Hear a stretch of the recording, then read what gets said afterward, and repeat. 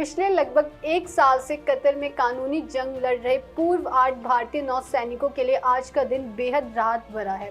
Qatar में जासूसी के आरोपी में सजा पाए पूर्व भारतीय नौसैनिकों को आज इस मामले में रिहा कर दिया गया है।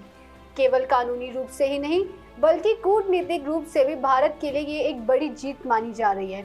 हालांकि भारत ने अपने पूर्व सैनिकों की रिहाई के लिए एड़ी चोटी का जोर दिया था, जिसका नतीजा है कि सजा पाए उसके सभी 8 पूर्व सैनिकों उससे मुक्त होकर भारत लौट आए हैं।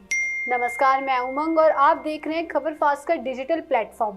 30 अगस्त 2022 को 8 भारतीयों को जासूसी के रूप में कतर में गिरफ्तार कर लिया गया था।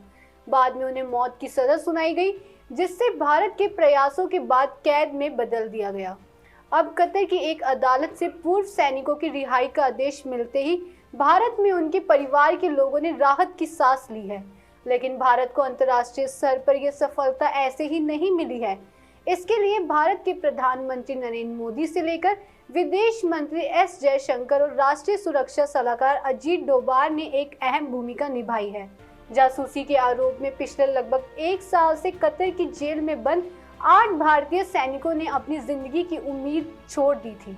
लेकिन जैसे ही भारत सरकार को अपने पूर्व सैनिकों की कतर की एक अदालत से मौत की सजा के बारे में पता चला, उसने इसे लेकर वहां की सरकार से बातचीत शुरू की।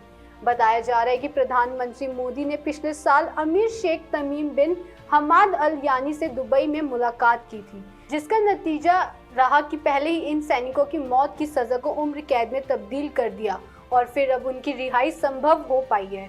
अजीत डोभाल ने किया गोपनीय दौरा। सूत्रों की माने तो पूर्व भारतीय सैनिकों की रिहाई में पीएम मोदी के अलावा विदेश मंत्री एस जयशंकर और राष्ट्रीय सुरक्षा सलाहकार अजीत डोभाल ने भी अहम भूमिका निभाई। बताया जा रहा है कि अपने सैनिकों को सुरक्षित निकालने के लिए डोभाल ने कई बार कतर का दौरा भी किया। इस दौरान उन्होंने कतर सरकार के मंत्रियों के साथ कई दौर की बैठक भी की। वहीं दूसरी तरफ विदेश कूटनीति में माहिर एस जयशंकर ने इस मामले को लेकर कतर के विदेश मंत्रालयों से लगातार संपर्क में रहे। उन्होंने लगातार इस मुद्दे को लेकर कतर के अधिकारियों से इस सैनिकों की रिहाई को लेकर बातचीत जारी रखी।